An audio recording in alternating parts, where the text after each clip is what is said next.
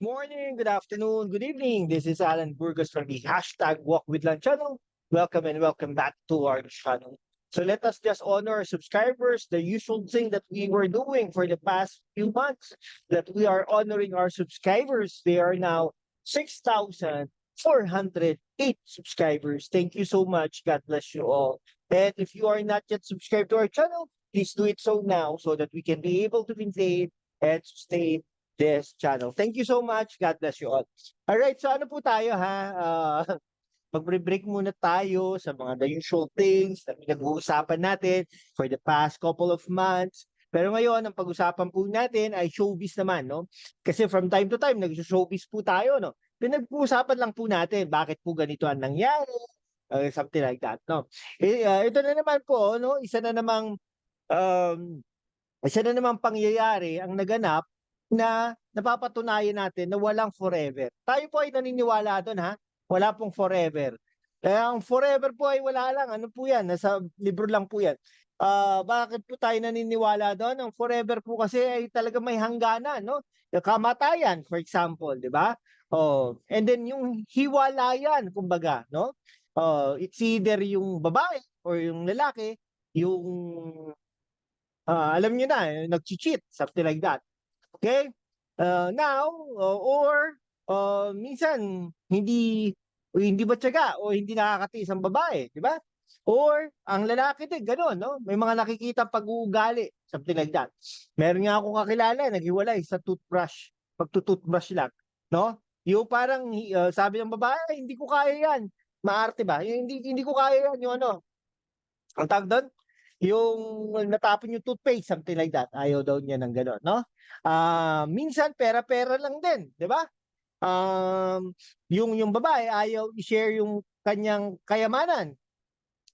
Ang lalaki gano'n din. Alright? Minsan hindi matanggap. Kunwari, isa guro, yung isa ano, call center, no? Hindi nagtutugma, walang match, no? So sooner or later, nag-aano, something like that. No? Sa mag-asawa, no, ganun din, di ba? Pag boyfriend, ganun din. Minsan ganun. Minsan naman, yung lalaki, di ba?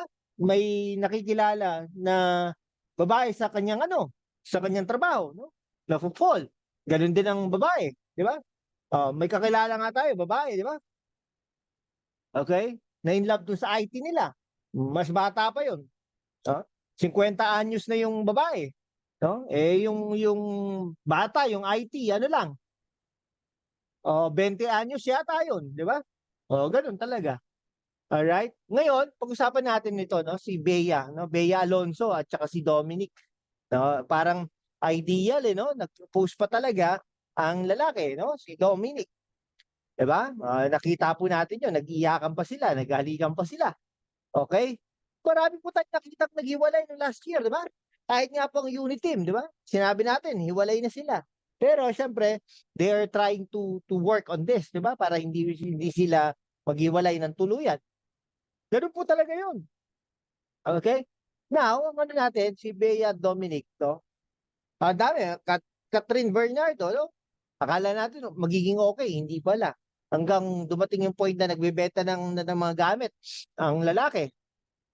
Something like that. Kaya wala tayong sinisisi doon sa lalaki o babae.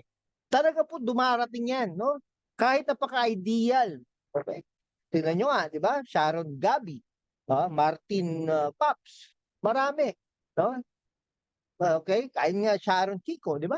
Muntik nang maghiwalay, sabi. Dumarating po yan. Kaya tayo, hindi po tayo naniniwala sa forever. Ngayon, piano natin ha, ito, meron kaming meeting kanina, no? Biglang ano, no? Pag-usapan lang to, no? James Yap at saka Chris Aquino, di ba? Hindi kasi pumirma ng prenuptial agreement, no? Si si Chris Aquino daw, allegedly, hindi ko alam din eh. Okay? O kaya daw yung mayaman, no? Mayaman si James Yap, no? Pero ang asawa naman ngayon ni James Yap ay isang ekonomista. No? German yata yun eh. Ano? From Asian Development Bank. Consultant dun eh. Okay? So, marami na silang anak. Okay? So, ganun. Kaya mayaman. kuno si James Yap, yumaman, bilyonaryo, bilyonaryo, bilyon kasi ang nakuha, daw. I do not know. Kaya po ingat na ingat din mga ano, no? Kasi ayaw share, no? Ngayon, dahil doon, yun daw ang dahilan. Bakit naging naghiwalayan, no? Ayaw daw pumirma ng prenuptial si lalaki, no? Dahil doon, no? Eh, para perceive na mas mayaman si Bea Alonso. Okay? Eh, tama nga din naman yun. Kung mahal talaga niya, no, ni Dom, pipirma siya doon, no? Okay? Pero kung mahal din naman niya, no, ni Bea Alonso, bakit pipirma? Like that. Okay? Parang sharing ba, no? Business person naman yata to si Dominic eh. We really do not know. Okay? Bakit ganon? Ba? Eh, in the past, wala namang ganon eh. Ngayon lang yan. Pero sa totoo lang, may mga babae talagang ganyan. May mga lalaki talagang ganyan, di ba? Na ayaw nilang i-share yung kanilang mga kayamanan. O eh, bakit? Papakasal ka sa akin, eh bakit? Yayaman ka ba? Ganun, di ba? Okay lang kung ano lang, di ba? Parang ganon. Okay.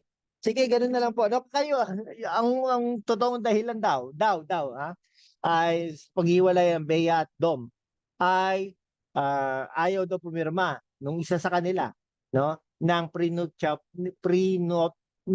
agreement, kumbaga. Ang ibig sabihin po noon ay walang magiging parte. Kung kahiwalay man sila, wala. As in, wala sila. No? Kung anong kayamanan ng lalaki, ganun lang.